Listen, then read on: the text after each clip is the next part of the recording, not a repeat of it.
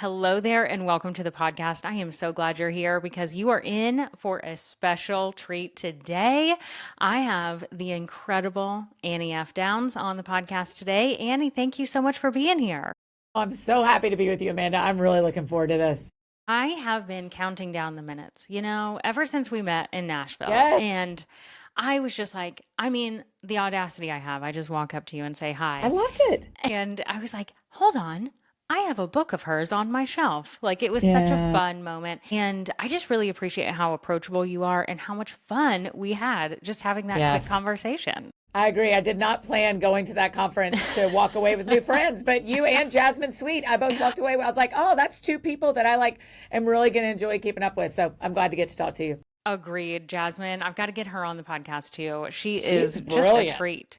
Yes, Yeah. agreed. And Yeah. shout out to all the ladies that put together that conference, the podcasting Yeah. moms conference, and everyone who was there. It was just a fun group of ladies. Yeah. It was really special. And your network, which it's been such an interesting thing.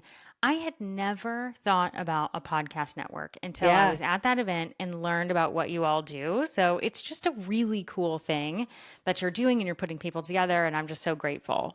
Thanks. Yeah. We've really enjoyed it. I mean, we're on our fifth year of the That Sounds Fun network. And I'm one of the co-founders, but there's just so many other people that make that company run. And we partner with over 50 podcasts now. And so it has been so fun to watch from the front row, but like the end of the front row, not the center of the front row.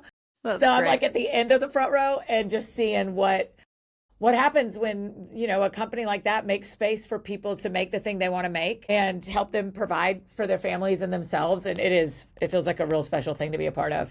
It is so special. It was special for me even to be not on the front row. I'm in the back row, right? Just watching you all do what you're doing. And it was just so interesting for me to think about this podcast and how it could be Yeah. shifted and different and all of these things. And I was saying Yeah. before I hit record, like you really encouraged me to go out and do something that I've been kind of like thinking about, not sure Yeah. about putting sponsors on the podcast. And you really encouraged me to do that. And I bring this up because we talk on this podcast about doing scary and hard things. Yeah. So oftentimes we need that almost like a permission slip. And without you even knowing it, you gave me the permission slip. Yeah. Good. Okay, great. I'm glad that's one of the things that came from that day.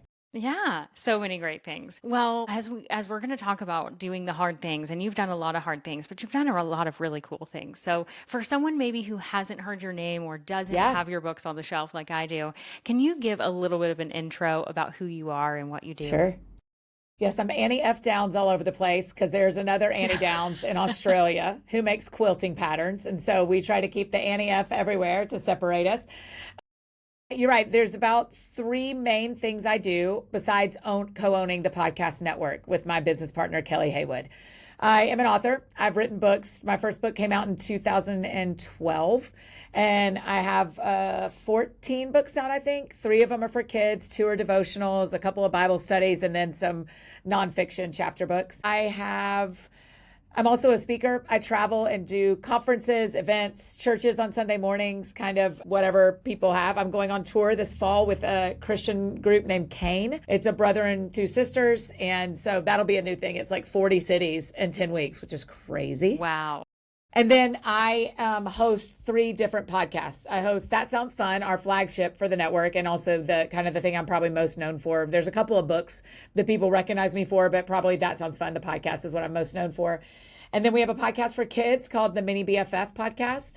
And then I have a podcast called Let's Read the Gospels, where we read Matthew, Mark, Luke, and John every month. And you do about 3 chapters a day, and you've read all 4 in a month. And so we've been doing that podcast has been going since January of 23. Wow. Busy lady. Yeah, that's Very right. busy lady. A busy team, but I am also busy. That's true. That's true. And I like that you called that out, a busy team, because Yes. you're not doing it all by yourself. And I think we need that reminder. I don't know about you, but I surround myself with very Yes. ambitious women, right? And Yes. us ambitious women, for some reason, have decided that we need to be able to do all the things.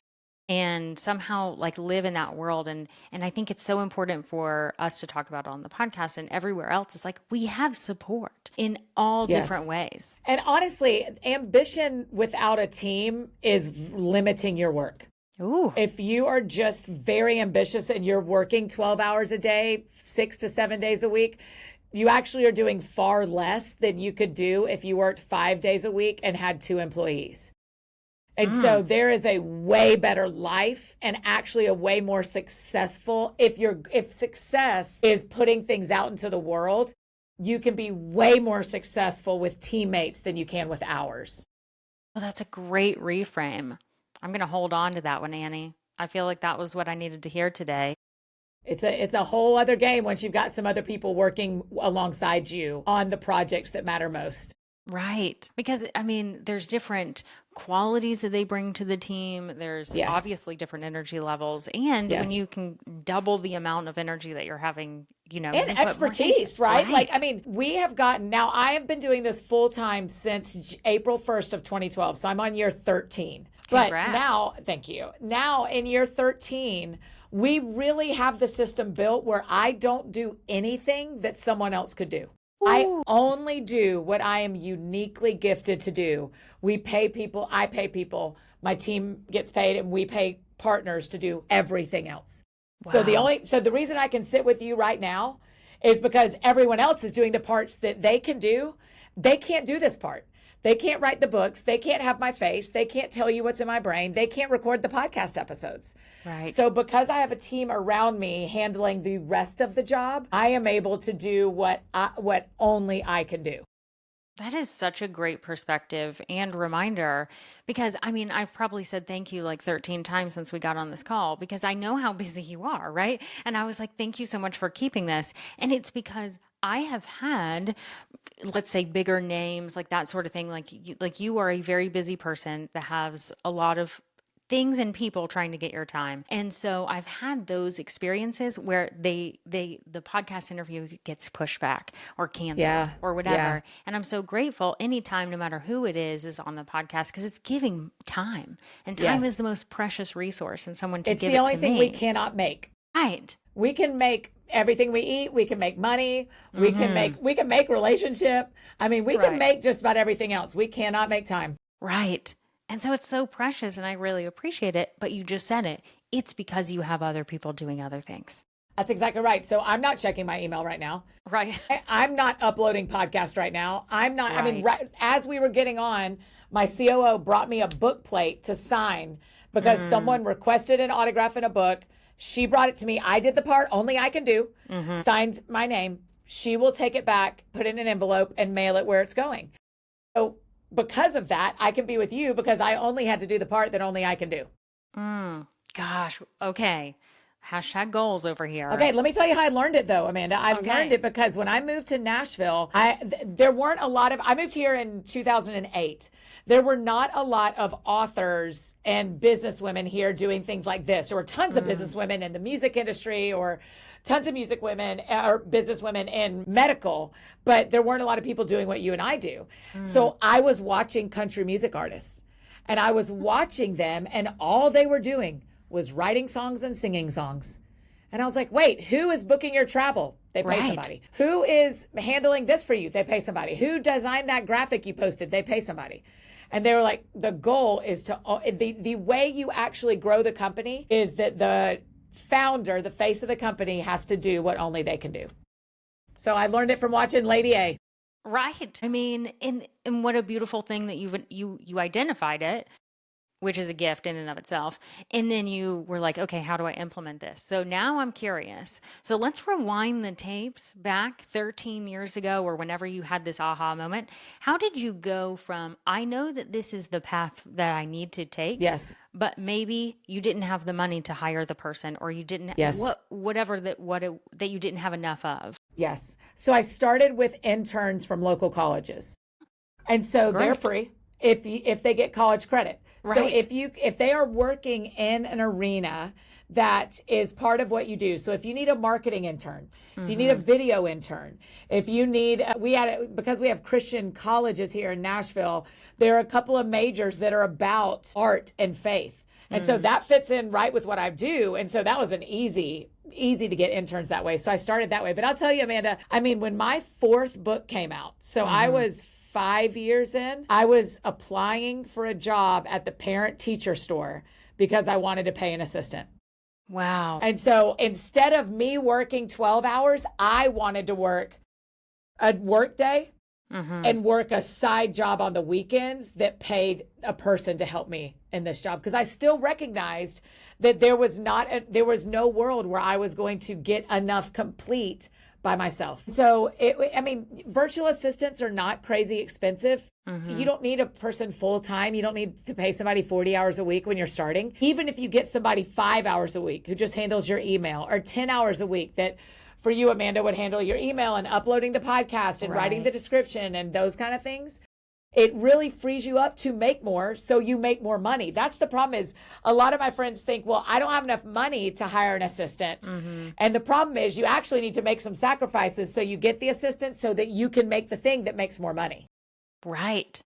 And that's the clarity piece that I think is so hard when we're on the hamster wheel of going. Because that ambition, like you said, is like you're not lacking drive. You're not lacking ideas, certainly not ideas. It's just hours. So it's like, how do you navigate that and getting the clarity on what you want it to go in on? Right. So that's interesting to me. So have you always had the clarity since starting this business and going down this path of writing and speaking and doing all of these things? Have you always had that clarity, or did you wiggle your way to finding the clarity? I mean, I think all along, because of who I was watching, because I was watching Lady A and some of these other bands, I was always thinking that's my goal. So in that way, that was clarity. Now, did I know what the jobs were going to be and who it was going to be and what exactly the holes were that we needed to fill? I did not know that. But because I watched them, I thought, this is the goal. The goal is to where I'm only writing, I'm only speaking, and I'm only recording, and everything else is being handled by someone else. And so then just like one task at a time, you let it go? Yeah, that's right. I mean, I am not gifted at finances, so that was the first thing to go. Is I brought in a business manager, and he and I have worked together for 15 years probably. Wow, that's awesome. So even before this was my full-time job, I was already had him on board, because that is where no one can kill this company except me. None of my team can make a mistake that kills this company. No one can have some sort of, disgraceful behavior that ruins the company.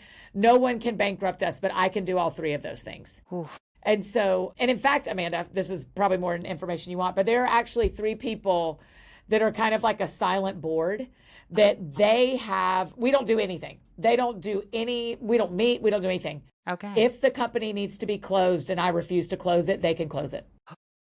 And so I have that, there's an authority over me that I don't even know if my team knows who it is, but the 3 of them are able to legally shut this thing down if I am so outside of who I want to be that I cannot run this well.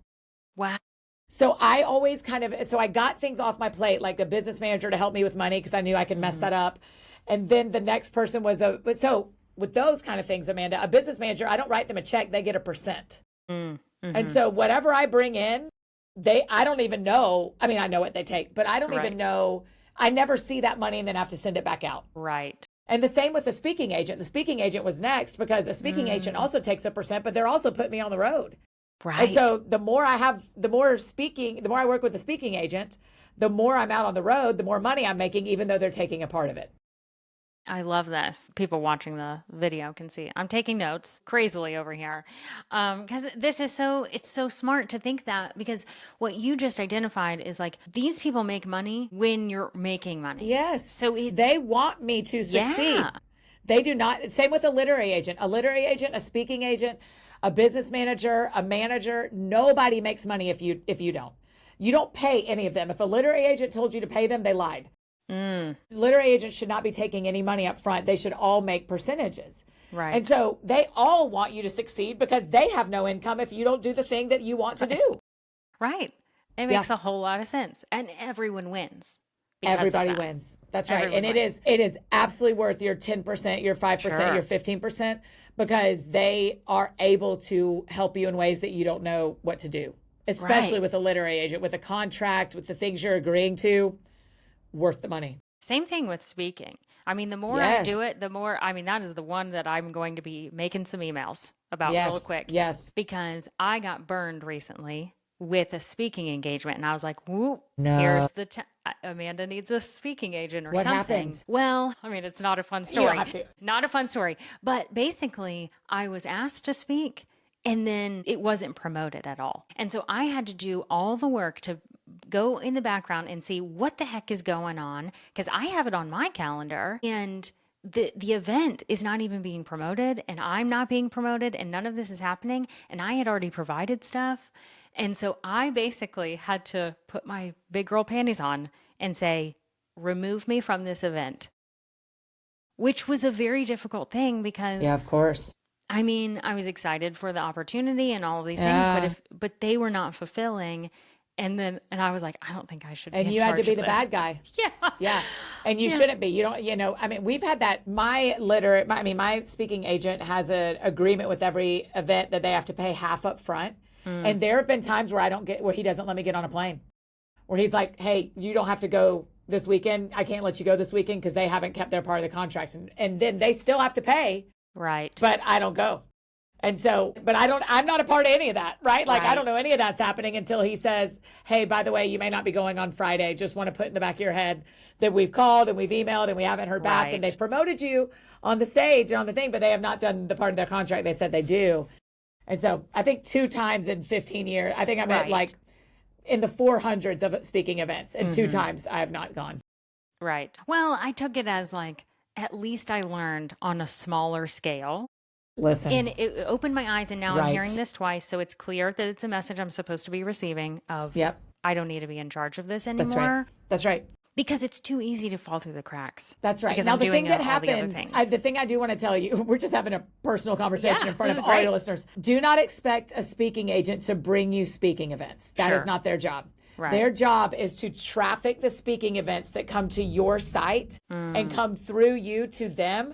They can get you a competitive rate. They can get you the great. dates you need and they can manage the contract. But a lot of people get disappointed in their speaking agents because they go, well, they haven't brought me anything. That's not their job. Their Right. job is to traffic the speaking events that you get through your content, through your. Now, there have been 2 times in my life that someone else that my speaking agent represents has gotten sick or has not been able to do it. And then they will call me and say, hey, are you available next weekend? Sure. So 2 times that's happened, but they do not go out and search for speaking events for you. That makes sense. I mean, that makes sense. They're still taking the logistics on the back end. Yes. And Yes. just getting those contracts because that's Handling it. Whew. Yes. it's a They lot. handle all of it. Yeah. Yeah, that's fantastic. Well, I'll be getting on that really quickly. Yes, we can talk Yes. offline. We can talk about who you reach out Thanks. to and which agencies are I really worth your appreciate energy. that. Thank you so much. And I just, it's things like that. And I think so often I'll have conversations like this one, with friends and other people who are doing similar things. And there is such power in asking questions like this. And I'm glad Yes. we started talking Yes. about this on the podcast because it's like, I think people are nervous to ask other people who may be further along than them or whatever. And it's like, if we can normalize some of these conversations and Yes. asking for what you need, I think it's a huge benefit. Yeah, I think the language we want to retire is pick your brain. Because what pick your brain says is, I want you to take the last 15 years of your career and I want to pull out the little pieces I need from that. And that doesn't ever make anybody feel good. No. To think like, man, I've worked really hard to get here. Now, when someone says, hey, Annie, can I get your advice? Or, hey, Annie, I have this problem. Can you help me solve it? That's really different than Right. can I pick your brain? Pick your brain always feels like, It feels how would you awful. ever get, yeah, it just is. But it's language that feels so natural. So Yeah. this is you and I getting to tell our friends Don't do that. something else because pick your brain makes people want to say no. Percent. I mean, it's been in a subject line of an email to me before. Like, can I pick your Yes. brain? And I'm thinking, no. No. The first thought when I see that is no. Yeah, Just that's so right. anyone listening, if you've said that, I didn't really capture That's it right. and hold you hostage in my That's head. right. I don't remember you said it. That's I right. don't remember that you said it. It's Yeah. just one of those things that it's like once you're on the receiving end of it, it feels very, very different. Yes. And you can say, hey, I'd love to learn from you for an hour. Can I pay you? What's your hourly rate Yes. for consulting? Yes. And then the person goes, are you kidding? We go to the same Right. church. Are you kidding? Our kids are on the same Right. soccer team. You don't have to pay me anything. But yes, of course I would. How can I help you? Or they go, Yes. thank you so much for asking. I'm like $60 an hour. Yeah. I'm $200 an hour. I'm $30 an hour. I would love to meet with you. Let's get on my calendar. And it just is such a Yes. different experience. I mean, I'm doing the same thing. I'm trying to learn some new areas of my job. And I am reaching out and saying, I would love to learn from you. Do Yeah. you do consulting? Yeah. Because that's what it is. Pick your brain as will you consult for free for me? Yeah. And you just nailed it.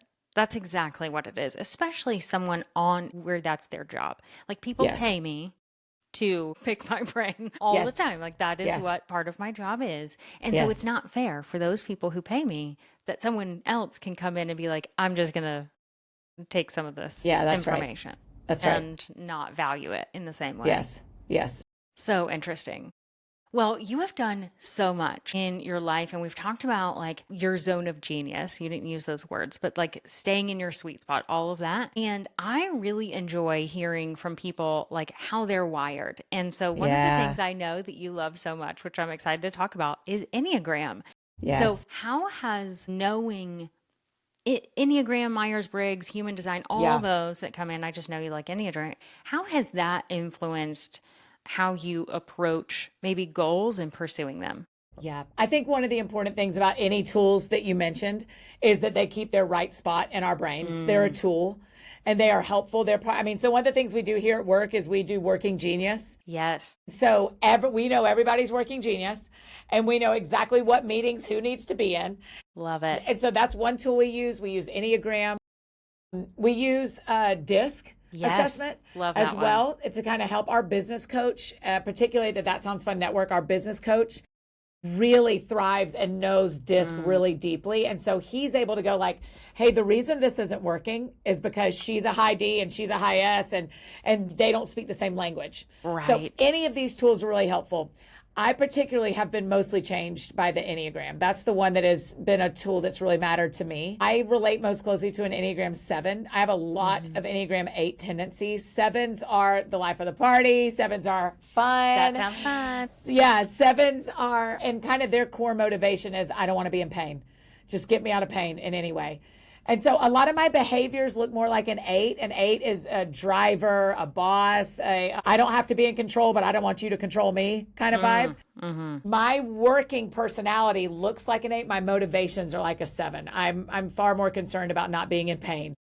And so I'll tell you how it's helped me the most. I mean, everyone on our team, we know what we are as far as Enneagram and DISC and even working genius. But with Enneagram, we go, man, I know what you value the most. Yeah. And so how can I make sure that I'm speaking to you in ways that I know what you value? One of the gifts of my COO and I is she identifies most closely as an Enneagram 2. She's very personality driven, care driven. She really cares about people, and I care about product. Like I care about the work we're doing and how we're getting it out there and are we helping people. And she makes sure everyone on our team is healthy and in good places. And where I could accidentally bulldoze through a week and never ask anybody how they are, she always knows how everyone is. And that is a really good pairing for me because it keeps my staff from burning out or quitting. Right. Because of our two numbers meet together so well to serve people. I can give vision. I can get people excited about what we're making. I can tell them where we're going. I can get them on the train and I can start the train and then I never leave the engine. Right. And meanwhile, Ashley is walking through the different cars and making sure everybody has a snack and has the Wi-Fi and are they okay? And, and I'm never leaving the engine because we're going somewhere. Right. And we've got something to do. And so it is like, that's one of the reasons that tool is such a gift to me is even in deciding how things work internally in our company, it helps me she cares a lot about this because, or he's really cognizant of this because. And so it has been a real gift to help us understand each other. I love that. And especially thinking from the team perspective as we were talking about like getting out of some of the task, right? It probably helps you identify what task needed to be let go of Yes. and who to bring in, like what type of personality to bring in to fill that role and to fill that Yes. gap. That's huge. I mean, we'd have so much fun if it was a staff full of sevens. We would get nothing done, right? We just wouldn't. We would. Let's take the afternoon off. It's sunny. Let's did it. And if we were all as driven as I am, right. we would also burn each other out so quickly and have a ton of internal conflict. Mm-hmm. If we were all as thoughtful and caring as Ashley is, and as some of our other team members are, we would be a counseling center. Right. And we're not. That's not our gift. And so we really need a mix. When we are hiring, that is one of the things we ask and we're looking for is we need to know if your personality is a place where we are already strong or where we have gaps and we need that gap filled.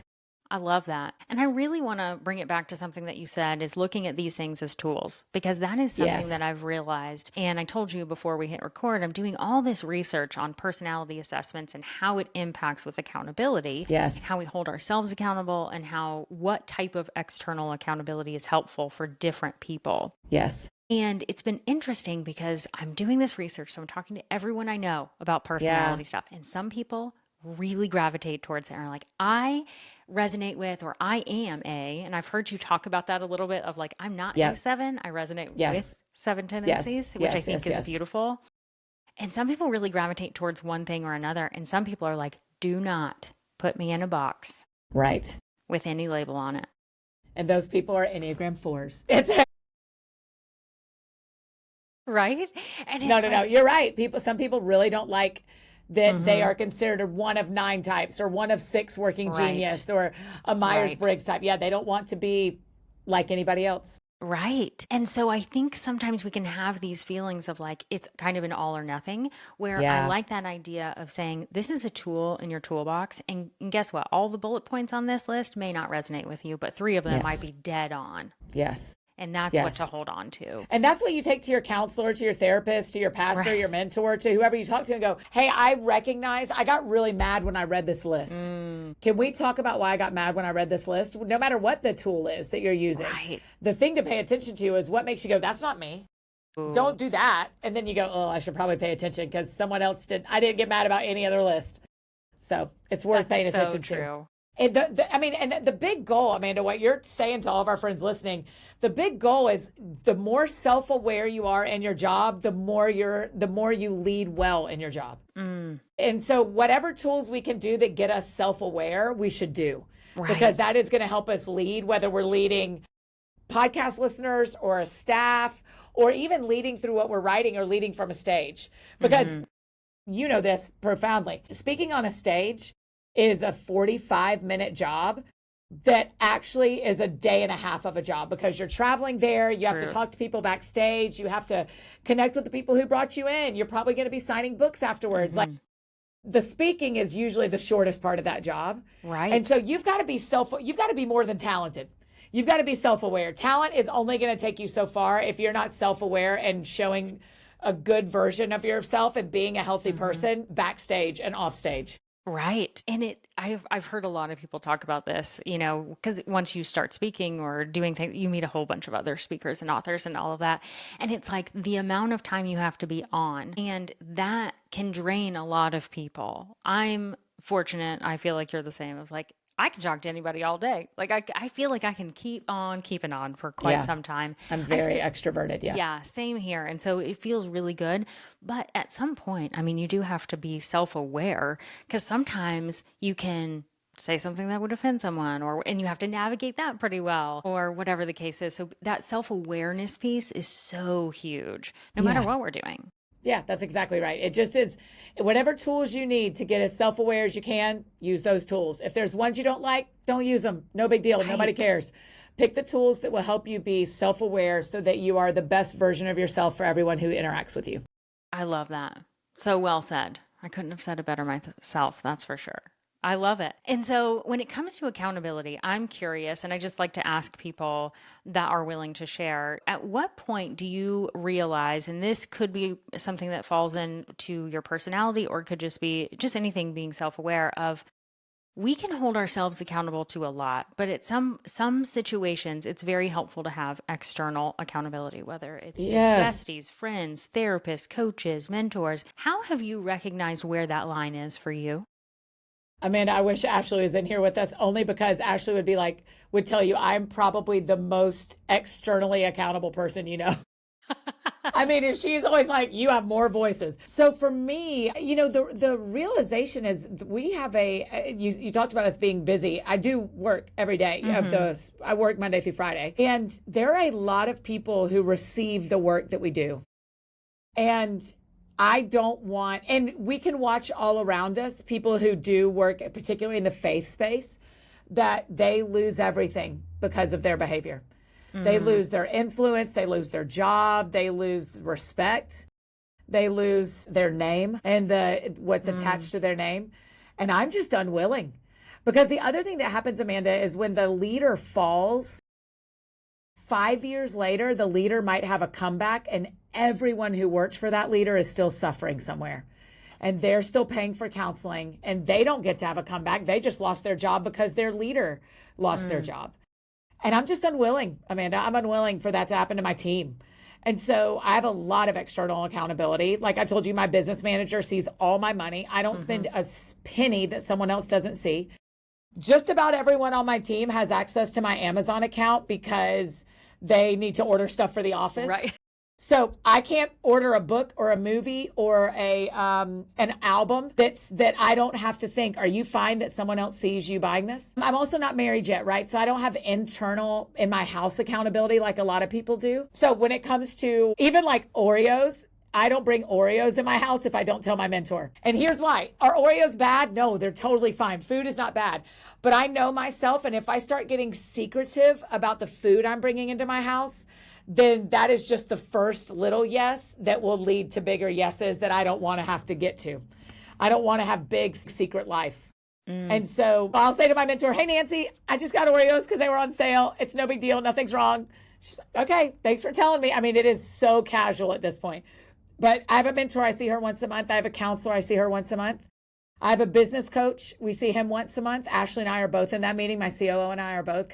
Because even when he and I were only meeting, I was wanting, well, I'm not exactly sure that's how that went. Right. That conversation may not have gone just like that. And I don't remember. Let's call Ashley. And it was like, Ashley, be in all of these. Just be in all these. Hold me accountable to even what I said in a meeting. I kind of have a memory like Dory. It's pretty unfortunate. I have a pretty bad memory. And so we'll sit in meetings and people say, hey, you said you wanted to do this. And I'm like, I'm sure I did. I don't remember it. And I feel differently today. So how annoying is that? So I think that's most of my accountability: money, finances, faith, my person, like who I am, and my business. So just about every area. And I pay all of them except my mentor. I mean, that is all money well spent to me because it's how I'm able to do everything that I can do. Right. It's why I'm not burning out. It's why I'm not tired. It's why I'm tired like a normal person is tired, but it's why you don't see me making risky decisions because I'm unwell. I have a lot of people around me when I get close to the edge of the river, they send me back to the center. I love that analogy. And it comes back to the self-awareness that Yes. you know that is helpful for you. And That's someone right. may have listened and thought, gosh, that would be too much for me. And it's like, okay, recognize that. Then it is. Yeah. And then recognize, but at some point it's interesting because I think along my way of specifically coaching a lot of women, and there's something around, it's almost shame to ask for accountability and to ask for Right. help and support. And Yeah, that, because it says you aren't self-controlled enough. right. And that's And so ridiculous. I am like determined, like the rock I will stand on forever is that we should not feel ashamed about that. Yes, me You too, know? Amanda. I'm like, get help, everybody. Get help. Right. Like, actually, do you want to be more successful? Right. Actually, do you want to make more money? Actually, do you want to have greater influence? Get some Yes. help. Get some help.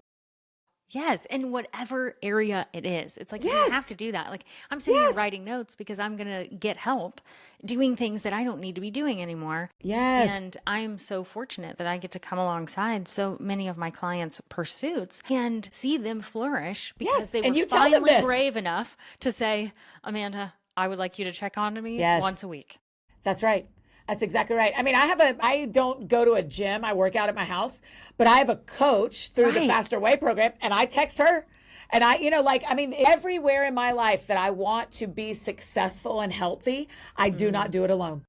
I do not have a coach for surfing because I don't ever want to be good at surfing. I do not care. I do not care 1%. But if you're in any kind of religious gathering and you've got a leader or a pastor, if you go to a gym and go to a class, if you are listening to Amanda as your business coach, then you should start paying attention to the things you really care about. You invest in getting led. And so make everything you care about, you should be being led. That's strong. I love that. Annie, thank you for bringing it today. I'm so glad to see you. This is so fun. This is so fun. I know everyone's going to want to follow you, connect with you, all that good stuff. Can you tell people where to find you? You're online? kind. Yeah, I'm embarrassingly easy to find. It's just Annie F. Downs everywhere. Just, you can't type that in and accidentally get anybody else. So Annie F as in fancy, Downs. I mean, that's good SEO work. You and your team have done the work. Listen, I'd like to thank the Annie Downs in Australia because she made me use my middle name from the very beginning, my middle initial. That's true. There is another Amanda McKinney who is also an author, but we write very different books. Yes. And so she writes romance novels and I write Great. self-help Yes. entrepreneurship books. Yes. Perfect. So it's very different, but I love it it. has been, I didn't know to use the middle initial. Yeah. So You we have just to, have yeah. to. You're we have to get it. differentiating with your content. That's what matters. It's very true. And I have the Amanda McKinney URL. So I feel like That's what really matters. Yeah, that's right. That's right. I feel like That's I got right. the SEO on that. You did. Annie, I love to leave people with one thing that they can take away from Yeah. today. And to boil it all down, I have a few thoughts, but what would you say? Is there one action that they could take today? You know, if a very simple but action that requires a good bit of courage is probably you need to say out loud to someone, I think I need help in this area. You don't have to go find help. I think it's time to say out loud. When I'm listening to Amanda and Annie, I'm realizing there's this one area that I want to be successful in and I'm not. And I bet that's where I could use some help from someone you pay, from someone who volunteers their time, from someone in your family or one of your friends. But I think it's worth saying out loud. You don't have to go get the help. I don't care if you get the help. I just think it's worth saying out loud to someone, I think I need help in this area to be who I want to be. That is wonderful. And you've helped me identify what that thing is for me today. So thank you. And thank you, Annie, for spending time with us today. Yeah, of course. My pleasure. And thank you, everyone, for listening. And until next time, keep being accountable.